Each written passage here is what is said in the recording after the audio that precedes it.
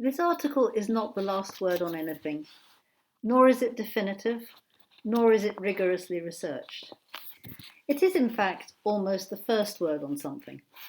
It is provisional, and it is only research at all if you count autoethnography, for the simple reason that there is, as yet, almost no body of work to research, that is, the experience of autistic therapy, and little or no population, that is, autistic therapists, to survey. It began as a letter, sparked off by a dismissive comment made in passing in another letter, that the autistic population is an unprofitable group for a counsellor to work with. My first reaction was annoyance, but that very quickly turned into, what an interesting thing to say. Is it true? If not, why might we be perceived as such? I speculated that the main reason why a non-autistic, henceforth neurotypical therapist might view autistic clients with a certain wariness would be the stereotypical view that autistic people lack empathy, theory of mind, and the capacity for self-reflection. I find myself in a somewhat surreal position here. I am autistic. I have found therapy helpful in the past. I am now a therapist myself. So how about those stereotypes?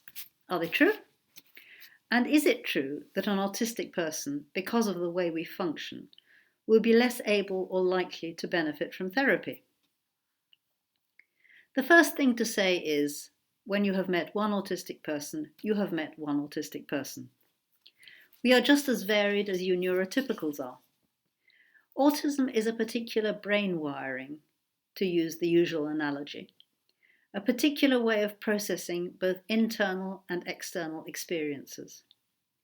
So we will have certain things in common and certain things not. About 7 years ago, in my mid-50s, I happened upon a group of autistic women and instantly recognized a group that appeared to function like me. The word tribe is a controversial one, but I honestly cannot find another word that so accurately expresses my experience on interacting with these women. This was my tribe. Suddenly, there were none of the usual communication difficulties and complications. No walking on eggshells, no speculating what someone meant by those words or those actions. There was clarity, there was plain speaking. There were people who instantly knew what I meant. There was none of the endless explaining that had previously seemed to be necessary with all but my closest friends. I was at home. I understood not just my present, but also my past. A lifetime's struggle, first with the belief, and later with the refusal to believe that I was mad, bad, and dangerous to know, simply fell away. For myself, I did not need an official diagnosis, any more than I need medical confirmation that I have blue eyes, or that I am female, white, empathic, creative, and logical. And at that time it didn't occur to me that there might be another reason, a reason not for myself, but for others. Like most intelligent autists, I have learned to speak neurotypical fluently. And empathizing with neurotypical clients is second nature. However, it remains second nature, a fact which I can forget until I meet an autistic client and experience the first nature of empathizing with a person who works on the same operating system, so to speak, as I do. If I still notice the difference, after a very long time on this planet, and after many thousands of client hours with neurotypicals, it would be surprising if a neurotypical therapist did not struggle to understand, feel for, empathize with those rare autistic clients who do come through their door. So yes, I can understand the letter writer's frustration with their autistic clients.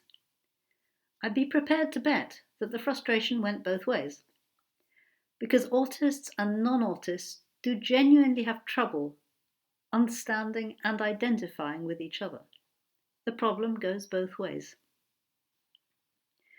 It is very like the situation in the early days of personal computers, when Apple and Microsoft were radically different and could barely communicate with each other. Slowly, with the passage of time, they have become more compatible.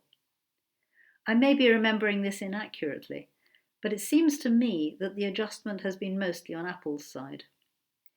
They went on making their special things, but they also worked to be able to understand and be understood by PCs. Both operating systems are absolutely fine. Both have their weaknesses and their strengths. However, we live in a Windows world. It is true that in the technological world, we are no longer in the situation in which a Mac user receiving a Windows file had to either convert it to the Mac format or say, "Sorry, I can't open it." But we were, and in the neuro world, we still are. The problem is that up until very recently, and indeed mostly still, autism and autistic people have been described and studied by neurotypicals.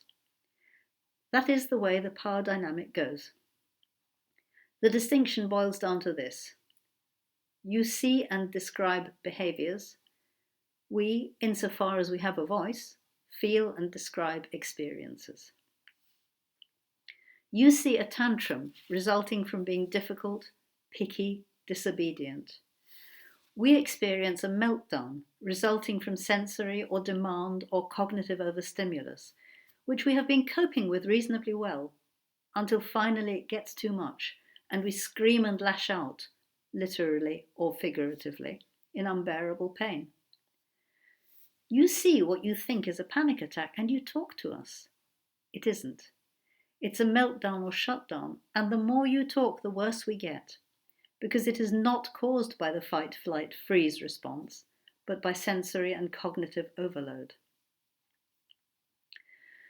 You see a difficulty or disability that needs to be treated or cured. We experience a society that is bent on denying our natural difference and making us be other than we genuinely are, by force if necessary. You see mind blindness because you see it from the neurotypical point of view. We experience frustration that neurotypicals cannot understand us, even when we either A, explain with minute and probably very lengthy precision, or B, demonstrate that we are overwhelmed.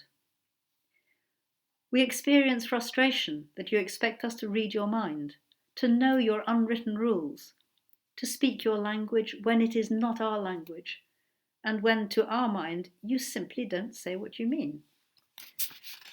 We get it wrong all the time. This is what happens when you're trying to speak in a language that is not your own. You see mind blindness. But who is mind blind? Us? You? In fact, both and neither. The truth is that the difficulty cuts both ways. This is summed up in Damian Milton's double empathy theory. Briefly, it points out that empathy is a bidirectional phenomenon. It cuts both ways.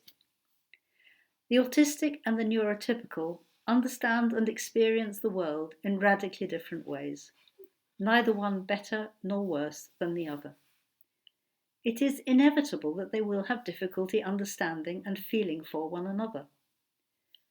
However, to quote Laura de Thorne, although the misunderstanding may be bidirectional, it disproportionately stigmatizes autistic people when their perspectives are not adequately represented within institutional power structures like education, research, and medical systems. When autistic perspectives are not heard, it becomes easy for autistic behavior to be misunderstood and pathologized. Note, for example, much of the autism literature focuses on helping autistic individuals understand non-autistic perspectives, rather than the other way around.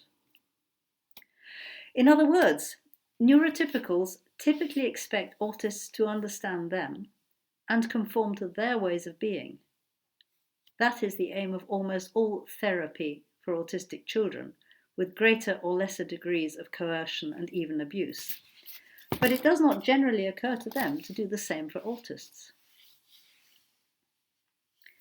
As a counsellor at a university student counselling service, I had of course worked with quite a number of autistic students, diagnosed, self-diagnosed, undiagnosed, or in the process. Only once or twice did I think, fleetingly, it might be helpful to this person if they knew that I was also autistic. I had noticed what I now think of as the click when two people with the same operating system are communicating, but I did not know whether the student had. Should I mention it? Should I not? Self-disclosure is an important topic for therapists. How much is it useful for a client to know about their therapist? For me, the only question is, whom will this benefit? If it's just an interesting fact, much more if it's for my benefit, then I do not disclose. If it's for the client's benefit, then I may, even then only after reflection. So I sat with the question, would it be useful to clients, my current clients, my prospective clients, to know that their therapist is autistic? I sat with that for several years.